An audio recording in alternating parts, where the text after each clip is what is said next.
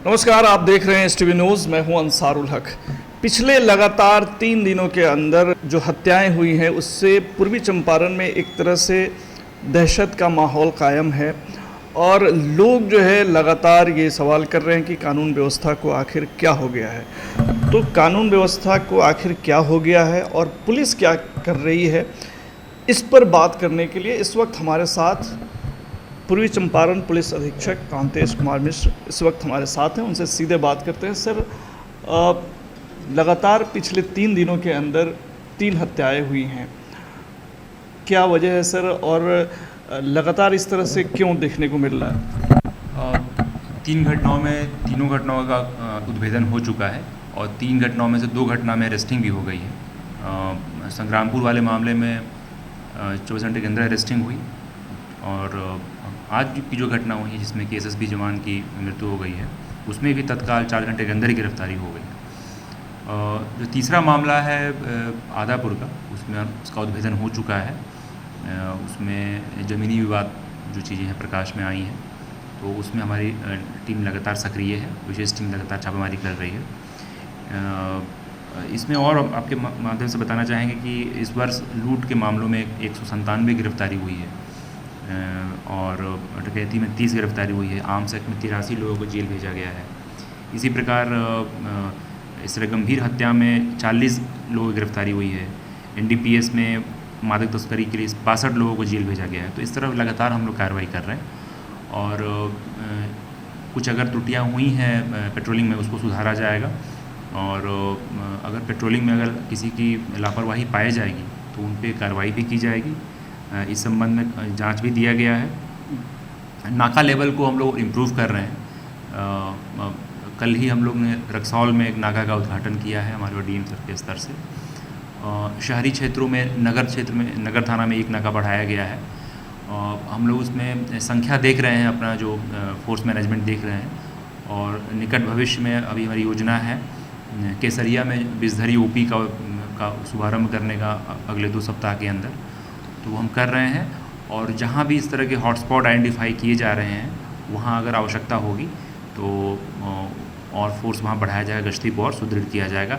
वैज्ञानिक तरीके से हम लोग उसका एनालिसिस कर रहे हैं और बहुत जल्द जो है आपको स्थिति में सुधार दिखेगा। सर, ये बात तो सत्य है जो आप कह रहे हैं कि पुलिस कार्रवाई कर रही है और इस मामले में भी देखा गया है कि 4 घंटे के अंदर अरेस्टिंग हुई है।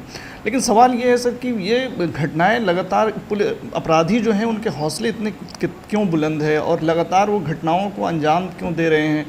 खौफ एक तरह से अपराधियों में पुलिस का जो होना चाहिए वो शायद नहीं दिख रहा है। कानून का भय होना चाहिए, पुलिस का भय नहीं होना चाहिए। कानून सभी के लिए समान है और इसमें अगर क्रिमिनोलॉजी को देखा जाए तो सोशियो इकोनॉमिक जो कंडीशन को देखना पड़ेगा, सामाजिक और आर्थिक जो पहलू हैं उसका क्या क्राइम पे प्रभाव पड़ता है।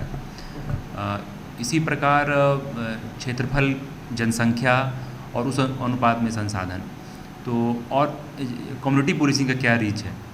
तो ये एक तरह से मल्टी डायमेंशनल एक एस्पेक्ट है और हम लोग लगातार पुलिस मुख्यालय के आदेशानुसार लगातार फेसबुक लाइव के माध्यम से लगातार जुड़ रहे हैं लोगों से। बीट लेवल पे सर्वे किया जा रहा है ताकि नाका स्तर पे जाके हम लोगों का फीडबैक लें और प्रयास ये है कि आम जनता से जुड़ा जाए और उनके मार्फत हम लोगों को जो क्राइम संबंधी जानकारी भी मिले ताकि हमारा जो फोर्स मल्टीप्लायर की तरह से हम लोग यूज़ कर पाएँ। और एक जो अनुरोध आपके माध्यम से रहेगा कि जो कोई भी व्यक्ति किराए पर कोई व्यक्ति को अपना देता है मकान या कमरा, तो निश्चित रूप से उसका सत्यापन करा लें, प्रॉपर एग्रीमेंट करा कर दें, उनका आधार कार्ड वगैरह लेकर दें और नज़दीकी थाना में उसकी सूचना अवश्य दें। एक दफ़ा देखा गया है कि कुछ अपराधी या लाइनर हो वो घटना करके लोकल स्तर पे चला गया है और लोकल वो कहीं पर ऐसे भाड़े के घर में रहा है, एक सत्यापन नहीं हो पाया। तो इस संबंध में नगर थाना में विशेष अभियान चला रहे हैं। कोचिंग वगैरह जो जहाँ क्षेत्र जहाँ ज़्यादा होता है वहाँ पर हमारी महिला ऑफिसर्स के द्वारा ज़्यादा पेट्रोलिंग किया जा रहा है। तो हम लोग हर तरह से प्रयास कर रहे हैं और निश्चित रूप से आगे आने वाले समय में इसका सुधार दिखेगा। सर, ये जो एसएसबी जवान की जो हत्या हुई है उसमें जो जानकारियां सामने आई हैं उसके हिसाब से बहुत मामूली बात पे हत्या हो गई है और बाह में गोली लगी और फिर उसके बाद जो है उनका डेथ हो गया। तो आप इस संदर्भ में अब तक जो है क्या इन्फॉर्मेशन आपके पास आई है और क्या कुछ आपको लग रहा है क्यों ऐसा हुआ है? प्रथम दृष्टया तो घटना का लूट ही लग रहा है और स्थानीय अपराधी ही इसमें शामिल है जिसकी गिरफ्तारी हुई है और उस व्यक्ति की जो शिनाख्त है वो उनके जो परिजन साथ में थे उन्होंने भी की है। तो लूट ही प्रथम दृष्टया दिख रहा है और ये सत्य है कि बाह में गोली लगी है, लेकिन हम लोग मेडिकल सलाह ले रहे हैं कि और कहीं इंजरी है। तो बहुत ही दुखद घटना है, हम लोग एसएसपी को भी बता दिए हैं और जो भी कानूनी प्रक्रिया आगे होगी हम लोग करेंगे और अगले 4 दिनों में हम लोग यहाँ पर विशेष समकालीन अभियान चला रहे हैं। जो भी वांछित अपराधी हैं इस मुख्य शीर्ष के कांडों में उस पर हमारी नज़र रहेगी और एक तरह से पूरी शक्ति के साथ हम लोग उनके ऊपर कार्रवाई करेंगे। ये जो पकड़े गए हैं अपराधी, एक अपराधी की जो गिरफ्तारी हुई है उसका क्या बैकग्राउंड है? एसएसबी जो जवान की हत्या हुई है उस केस में वो तो ग्रामीण लड़का ही है और लेकिन उसकी संगत थोड़ी ख़राब है।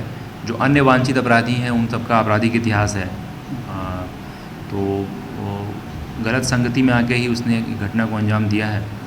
और पूछताछ में जो बातें आई हैं कि चलते राहगीरों को टारगेट कर रहे थे और कोई उनका गंभीर आपराधिक इतिहास अभी तक तो नहीं प्रकाश में आया है।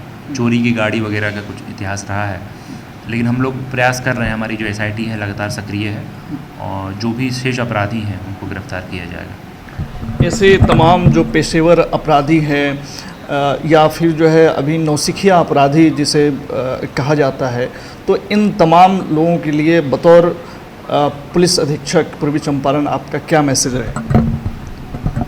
पुलिस प्रतिबद्ध है कि कानून का राज स्थापित हो और इसमें जो भी हमारे नियम संगत हमें शक्तियाँ दी गई हैं उसका हम लोग उपयोग करेंगे। पूर्व की भांति जो भी वांछित अपराधी हैं उनको पकड़ा जाएगा और कुछ जो आयतन अपराधी हैं जो पुनः बेल पर आकर अपराध कर रहे हैं उनके बेल कैंसिलेशन के लिए और कुछ मामलों में अगर वैध हथियार का इस्तेमाल हुआ है तो आर्म्स लाइसेंस कैंसिल करने के लिए भी हम लोग उस प्रक्रिया में आएंगे और बहुत जल्द इसमें आपको कार्रवाई दिखेगी। किस तरह का सहयोग चाहते हैं आम लोगों से? पूर्व में भी पूर्वी चंपारण की जनता ने काफ़ी सहयोग किया है और गोपनीय ढंग से बहुत सारे गंभीर मामलों में उन्हें सूचना देकर उसमें उद्भेदन करने की दिशा में महत मदद की है। तो आपके माध्यम से उनसे अनुरोध रहेगा कि इसी प्रकार जानकारी देते रहें और फेसबुक के माध्यम से हो, मैसेंजर के माध्यम से और अन्य माध्यम से हो हम लोगों को सूचना देते रहें। हर सूचना पे हम लोग उसको वेरीफाई करते हैं, उस पर कार्रवाई करते हैं और सामुदायिक पुलिसिंग के माध्यम से हम लोग जो और जनता से जुड़ेंगे ताकि जो एक मजबूत उनमें एक विश्वास पैदा हो और सुदृढ़ किया जा सके और हम लोग अच्छे ढंग से और कार्रवाई कर पाएंगे।